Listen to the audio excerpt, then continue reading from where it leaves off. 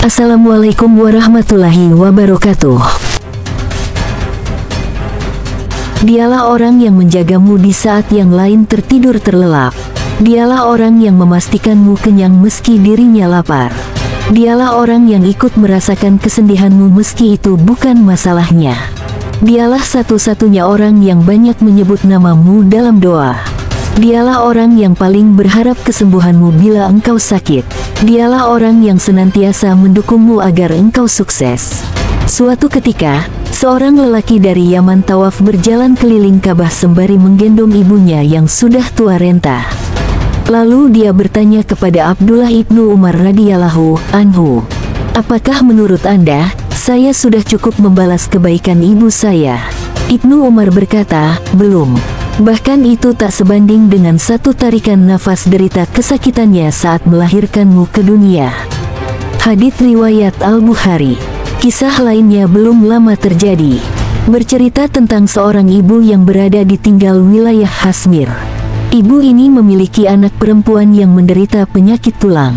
Sang ibu selalu berdoa kepada Allah Subhanahu wa Ta'ala sambil beristighfar. Pasalnya dia sudah membawa anaknya ke dokter di sekitar wilayahnya namun tidak mendapatkan hasil. Mereka hanya mengatakan bahwa hanya ada satu dokter yang mampu menangani penyakit tersebut. Dokter tersebut seorang muslim ahli spesialis tulang, namun sayangnya ia tinggal sangat jauh yakni di India. Sang ibu mengetahui jika dirinya tidak memiliki kemampuan untuk pergi ke India membeli tiket pesawat, makan selama di sana dan biaya berobatnya. Maka ibu ini hanya memperbanyak doa dan istighfar. Ringkas cerita, dokter yang menjadi target keluar dari India untuk mengisi sebuah acara dan melewati wilayah Hasmir. Dalam perjalanan dengan sebuah pesawat tiba-tiba pilotnya bilang tidak bisa melanjutkan penerbangan karena ada hujan badai dan harus turun di wilayah tersebut. Setelah turun tiba-tiba berkata, "Saya harus menghadiri seminar, berapa jauh lagi wilayah ini dari tempat tujuan?" Ternyata waktu yang dibutuhkan untuk sampai sekitar 4 jam, sehingga sang dokter memilih untuk menyewa mobil karena waktu untuk seminar sekitar 6 jam lagi. Akhirnya ia meninggalkan bandara untuk menuju lokasi seminar. Namun sayang, baru sebentar meninggalkan bandara hujan semakin lebat sehingga supir tidak bisa melanjutkan perjalanan. Karena jika dipaksakan maka mereka akan menghadapi badai. Akhirnya dokter menyetujui untuk beristirahat dengan mendatangi rumah penduduk setempat. Rumah tersebut tampak tua yang terbuat dari kayu yang reot.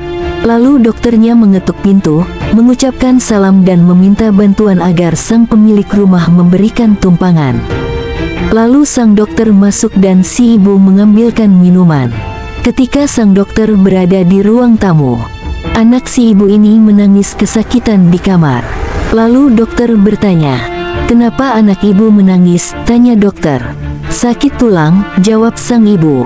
"Kenapa tidak dibawa ke dokter?" "Sudah, tapi kata dokter mereka tidak bisa menyembuhkan.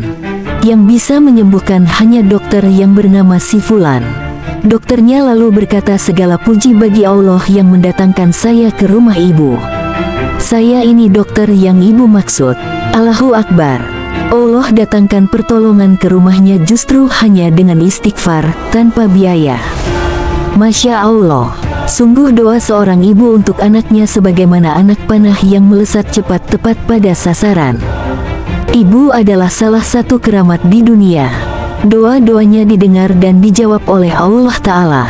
Untuk itu sayangi dan perhatikan orang tuamu selagi dia ada. Jadikan ia ladang pahala dan amal solih sebelum ia pergi dan engkau akan menyesal. Dari Abu Darda radhiyallahu anhu, Rasulullah Shallallahu alaihi wasallam bersabda, "Orang tua adalah pintu surga paling tengah. Kalian bisa sia-siakan pintu itu, atau kalian bisa menjaganya." Hadits riwayat Imam Ahmad, Imam Turmuzi, dan Imam Ibnu Majah, dan dihasankan Syuaib Al-Arnaud.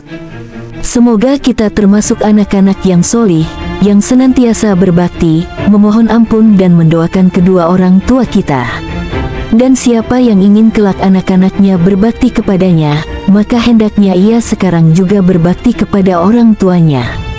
Ada hutang kita kepada orang tua kita yang tidak akan pernah terbayar. Barakallahu fikum.